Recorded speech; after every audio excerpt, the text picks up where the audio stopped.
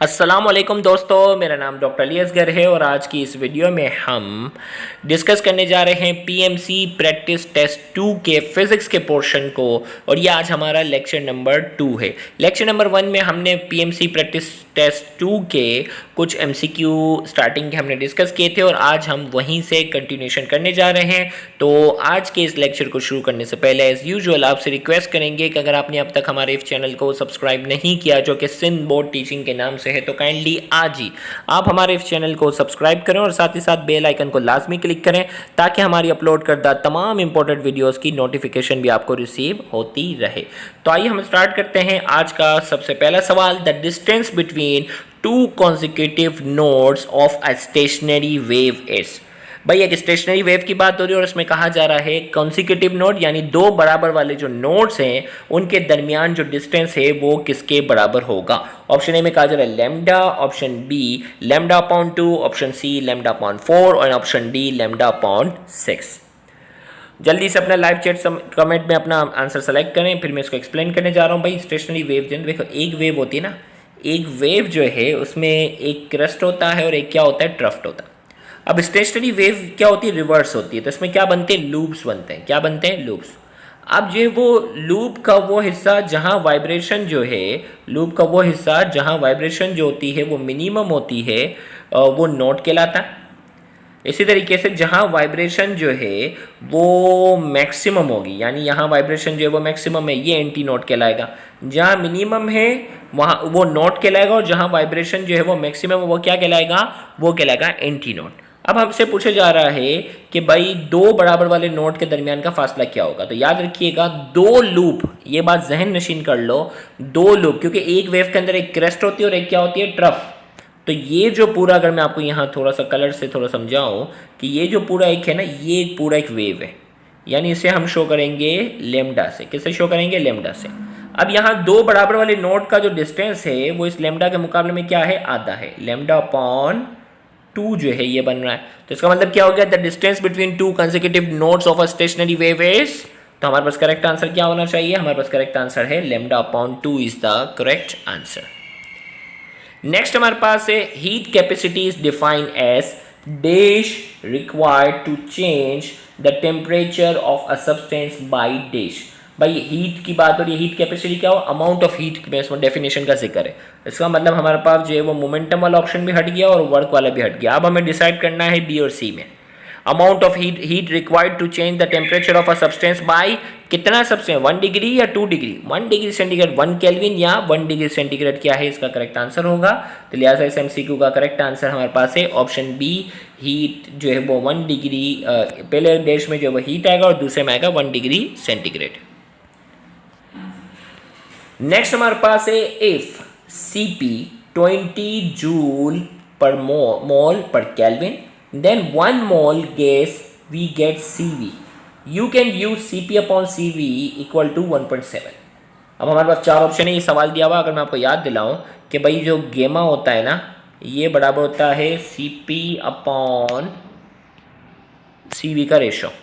अब Cp upon Cv का ratio किसके बराबर दिया हुआ है, Cp अपॉन Cv का रेशो दिया हुआ 1.7 के बराबर और हमें Cp दिया हुआ कितना, Cp हमें दिया हुआ है 20। तो अब इस फॉर्मूले में मैं गेमा की जगह जो है वो क्या रखूँगा, 1.7 और Cp की जगह मैं क्या रखूँगा, 20 रखूँगा और सॉल्व करूँगा। तो अब जो हमारे पास जो Cv का जो फॉर्मूला बन जाएगा, हमारे पास जो Cv बराबर हो गया किसके, Cv जो है वो बराबर हो गया Cp अपॉन गेमा। तो 20 अपॉन क्या हो जाएगा, 1.7। अब 20 को 1.7 से हम डिवाइड करते हैं तो हमारे पास वैल्यू कितनी आती है, 11.7, लगभग 11 के आसपास। ये तो आपको रफ एस्टिमेशन से भी क्या हो जाता है, आइडिया हो जाता है। तो लिहाजा इस एमसीक्यू का जो करेक्ट आंसर हमारे पास, सॉरी इसका करेक्ट आंसर हमारे पास हो गया option D, 11.7 joule per mole per kelvin is the correct answer. Next हमारे पास है molar heat capacity at constant volume is given by. Molar heat capacity constant volume पर किसके बराबर होती है, option A B C and D, चार option हमारे पास हैं। तो भाई हमारे पास जो है वो अगर हीट कैपेसिटी की अगर हम बात करने जा रहे हैं कि भाई कांस्टेंट वॉल्यूम पर हीट कैपेसिटी किसके बराबर होगी, तो याद रखना कांस्टेंट वॉल्यूम पर जितनी भी सिस्टम को हीट एनर्जी दी जाती है वो पूरी की पूरी हीट एनर्जी जो है वो किस में कन्वर्ट हो जाती है, चेंज इन इंटरनल एनर्जी में। अब हमारे पास जो है मोलर हीट कैपेसिटी का फॉर्मूला हमारे पास है डेल्टा क्यू बराबर है N C V delta T. किसके बराबर है, N C V delta T, यही है भाई। अब डेल्टा क्यू की जगह मैं क्या रख सकता हूँ, डेल्टा यू रख सकता हूँ कांस्टेंट वॉल्यूम पर, ये हो गया डेल्टा यू, और इसी तरीके से डेल्टा टी नीचे आ गया। तो एन सी वी हमारे पास किसके बराबर हो गया, delta U upon delta T. अब यहाँ डेल्टा की जगह उन्होंने क्या इस्तेमाल किया, डी, चेंज के लिए इस्तेमाल होता है। तो हमारे पास कौन सा ऑप्शन होगी, हमारे पास डी यू और डेल्टा टी। तो इसका मतलब करेक्ट आंसर हमारे पास क्या हो गया, option C is the correct answer. Next MCQ हमारे पास है the change in potential energy per unit charge between 2 points in an electric field is called by change in potential energy per unit charge. Change in potential energy per unit charge between 2 points in an electric field is, ये किसकी definition हमें वो बतानी है। तो ये definition हमारे पास किसकी है, पोटेंशियल डिफरेंस की हमारे पास क्या ये डेफिनेशन है। तो पोटेंशियल डिफरेंस के बारे में जिसने पढ़ा होगा उसको आसानी से पता है। नेक्स्ट हमारे पास है the electric flux through the surface of the sphere is directly proportional to, electric flux through the surface of the sphere is directly proportional. ये डायरेक्टली प्रोपोर्शनल जो है वो किसके, ऑप्शन ए में कहा जा रहा है surface area of the sphere, option D में कहा जा रहा है radius of the sphere, option C में कहा जा रहा है charge at the center of the sphere, और ऑप्शन डी में कहा जा रहा है nature of charge.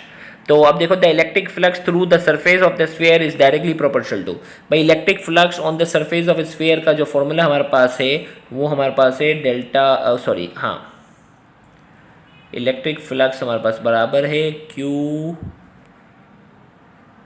Upon epsilon not, ये इसका फॉर्मूला है। अब सरफेस एरिया का इसमें कहीं जिक्र नहीं है, लिहाजा ये ऑप्शन नहीं है।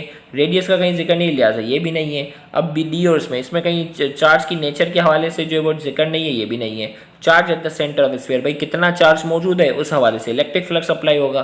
तो इसका मतलब हमारे पास क्या हो गया, इसका करेक्ट आंसर हमारे पास हो गया option C, charge at the center of the sphere is the correct answer. Next हमारे पास है electric flux through the surface of a sphere which has constant charge at its center depend upon, electric flux through the surface of a sphere which has constant charge, charge को constant कर दिया, at its center depend upon electric flux through the surface of sphere. Okay, the radius of the sphere, the surface area of the sphere, the amount of charge inside the sphere, and option D the amount of charge outside the sphere. अब हमारे पास इसका formula जो है वो यही वाला formula है भाई, इलेक्ट्रिक फ्लक्स वाला Q अपॉन एप्सिलॉन नॉट। तो ये जो है वो चार्ज है जो स्फीयर के अंदर मौजूद होगा। तो इसमें कहीं रेडियस का जिक्र नहीं है, लिहाजा ये ऑप्शन नहीं है। सरफेस एरिया का जिक्र भी नहीं, ये भी नहीं है। अब ये जो Q है ये amount of charge inside the sphere है, तो लिहाजा इसका करेक्ट आंसर क्या होना चाहिए, इसका करेक्ट आंसर हमारे पास जो होगा वो होगा option C, the amount of charge inside the sphere. Next MCQ हमारे पास है change in potential energy per unit charge in the electric field by change in potential energy per unit charge.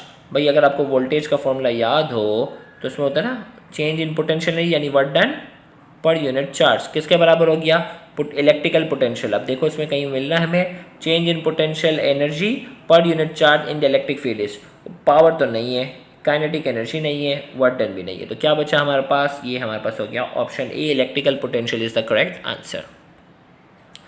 Next हमारे पास है electric potential which is measured with respect to the zero potential difference. भाई electric potential जो है जिसको अगर हम measure किया जाए with respect to the zero potential से अगर उसे मेजर कंपेयर किया जाए तो वो क्या कहलाता है। ऑप्शन ए में absolute electrical potential, option B change in kinetic energy, option C change in potential energy, और ऑप्शन डी में कहा जा रहा है इलेक्ट्रिक इंटेंसिटी। तो भाई ये किसकी डेफिनेशन है, ये डेफिनेशन हमारे पास है एब्सोल्यूट इलेक्ट्रिकल पोटेंशियल एनर्जी की क्या है, ये हमारे पास डेफिनेशन है, लिहाजा इसका करेक्ट आंसर हमारे पास ऑप्शन ए है।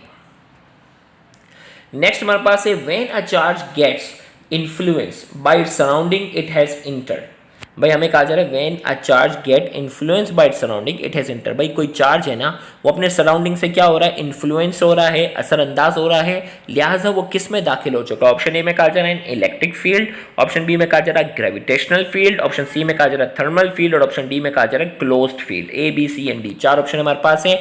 When a charge gets influence by its surrounding, जब कोई चार्ज जो है वो उसको असरअंदाज हो रहा है अपनी सराउंडिंग से, लिहाजा वो किस में दाखिल हो चुका है, वो दाखिल हो चुका है इलेक्ट्रिक फील्ड के अंदर। तो इसका करेक्ट आंसर हमारे पास क्या है, option A, N electric field is the correct answer. Next हमारे पास है the flux through a surface will be minimum when angle between E and delta is.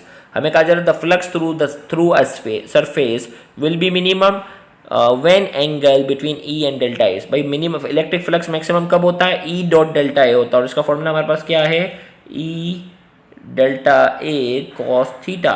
Cos theta की वैल्यू जहां मिनिमम होगी वहां पर जो है उसका आंसर भी वही होगा। तो कॉस किस पे जो है वो मिनिमम होता है, cos electric flux through a surface will be minimum, किस पे मिनिमम कब होगा, तो हमारे पास जो है मैक्सिमम जो होता है वो सेम एंगल होगा, 0 डिग्री पर मैक्सिमम होता है, और मिनिमम किस पे होगा, 90 डिग्री पे। कॉस 90 किसके बराबर होता है, 0 के। Option A is the correct answer. Next हमारे पास है इलेक्ट्रिक करंट में भी डिफाइन है। इलेक्ट्रिक करंट जो है किसके बराबर, option A rate of flow of charge, option B rate of flow of momentum, option C rate of flow of power, option D rate of flow of energy. कितना बच्चों वाला सवाल है, इतना बच्चों वाला सवाल भी पीएमसी के अंदर आता है। तो स्पेशली वो बच्चे जो काइंडली जो थोड़े से 1-2 साल फेलियर हुए होते हैं ना, वो हर सवाल में देखे पीएमसी में ऐसे सवाल तो आते नहीं है, ऐसे ये आपके सामने है भाई, खुद सैंपल में दे रहा, फाइनल में भी इसी टाइप के सवाल भी होते हैं। अपना कॉन्फिडेंस लेवल आपने अच्छा करना है। तो हमारे पास इलेक्ट्रिक करंट को कैसे डिफाइन करते हैं, rate of flow of charge. Option A is the correct answer. Next हमारे पास है dash potential difference is required for establishing steady current. अगर स्टेडी करंट हमें गुजारना है तो पोटेंशियल डिफरेंस कैसा होना चाहिए। ऑप्शन ए में कहा जा रहा है मिनिमम, ऑप्शन बी में कहा जा रहा है कांस्टेंट, ऑप्शन सी में कहा जा रहा है मैक्सिमम एंड ऑप्शन डी में कहा जा रहा है वेरिंग। तो पोटेंशियल डिफरेंस कैसा होना चाहिए, is required for establishing steady current.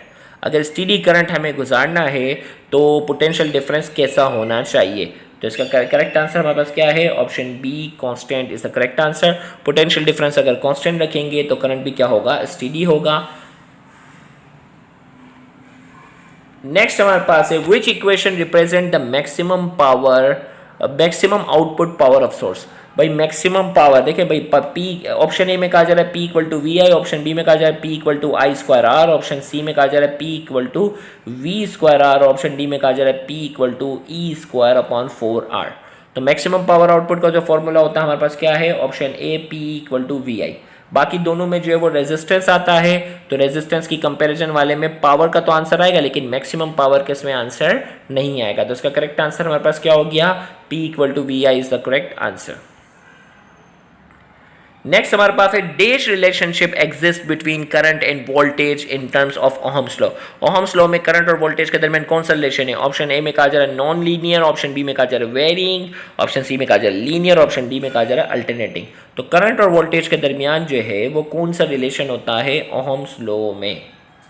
तो कौन सा रिलेशन होता है करंट और वोल्टेज के दरमियान, लीनियर रिलेशन होता है, यानी डायरेक्टली प्रोपोर्शनल का क्या है रिलेशन है। लिहाजा इसका करेक्ट आंसर हमारे पास है option C, linear is the correct answer. Next हमारे पास है ऐसा यूनिट ऑफ करंट। ऐसा यूनिट ऑफ करंट क्या है आपको मालूम है भाई, ऐसा यूनिट ऑफ करंट क्या है, एम्पियर। नेक्स्ट हमारे पास है ऐसा यूनिट ऑफ रेजिस्टेंस। तो ऐसा यूनिट ऑफ रेजिस्टेंस आपको मालूम है और वो है ऑप्शन ए, ओहम। नेक्स्ट हमारे पास है magnetic field inside a long solenoids. एक लॉन्ग सोलिनॉइड है, उसके इनसाइड जो मैग्नेटिक फील्ड है वो कैसी होगी। ऑप्शन ए में कहा जा रहा है varying with radial distance, option B में कहा जा रहा है यूनिफॉर्म, ऑप्शन सी में कहा जा रहा है 0 और ऑप्शन डी में कहा जा रहा है नॉट इनफ इंफॉर्मेशन। तो सोलिनॉइड के इनसाइड जो मैग्नेटिक फील्ड होती है वो कैसी होती है, A B C and D, 4 option आपके पास है। अगर इनसाइड की बात होगी तो आपका आंसर होगा क्या, D, be uniform is the correct answer. Solenoid के इनसाइड मैग्नेटिक फील्ड जो होती है वो यूनिफॉर्म होती है। Magnetic field outside the solenoid, solenoid के आउटसाइड जो मैग्नेटिक फील्ड है वो होती है वेरिंग विद रेडियल डिस्टेंस। भाई अगर हम गुजारते हैं तो इसके अराउंड जो है वो क्या प्रोड्यूस हो रही होती है, मैग्नेटिक फील्ड प्रोड्यूस होती है सोलिनॉइड के अराउंड। तो जैसे जैसे डिस्टेंस हम कवर करते जाते हैं तो मैग्नेटिक फील्ड इसकी क्या होती जाएगी, कम होती जाएगी। तो option A is the correct answer. हमें नेक्स्ट में कहा जा रहा है in inhalation process particles moving. Inhalation process में जो पार्टिकल है वो किस डायरेक्शन में मूव करते हैं? ऑप्शन ए में कहा जा रहा है सेम डायरेक्शन, ऑप्शन बी में कहा जा रहा है अपोजिट डायरेक्शन, ऑप्शन सी में कहा जा रहा है परपेंडिकुलर डायरेक्शन, ऑप्शन डी में कहा जा रहा है remain stationary. A B C and D, चार ऑप्शन हमारे पास हैं, आपने एक ऑप्शन जो वो सेलेक्ट करना है। तो भाई पहले तो आपको पता होना चाहिए pair production and inhalation of matter, ये दो चीज़ें हैं। इनहेलेशन में क्या होता है, दो इलेक्ट्रॉन और पॉजिट्रॉन दोनों आपस में क्या होते हैं, कंबाइन होते हैं। एक साइड पे इलेक्ट्रॉन है, दूसरी साइड पर एंटी इलेक्ट्रॉन है, दोनों आपस में यानी पॉजिट्रॉन है, दोनों आपस में कंबाइन हो जाते हैं। तो हमारे पास क्या होता है, फोटोन जो है वो रिलीज होते हैं और दोनों ये फोटोन जो होते हैं वो अपोजिट डायरेक्शन में क्या होते हैं, ये रिलीज होते हैं। तो सिंपल पूछा जाता है पार्टिकल्स जो है ये दोनों भी अपोजिट डायरेक्शन में और फोटोन जो रिलीज होते हैं वो भी क्या है, अपोजिट डायरेक्शन में है। लिहाजा हमारे पास करेक्ट आंसर हमारे पास है option B is the correct answer. तो यहाँ जाकर हमारा जो है वो आज का ये लेक्चर नंबर 2 मुकम्मल हुआ। इंशाल्लाह अगले लेक्चर में हम मज़ीद सवाल डिस्कस करेंगे, तो उस लेक्चर को भी देखना मत भूलिएगा। Thank you very much. अल्लाह हाफिज़।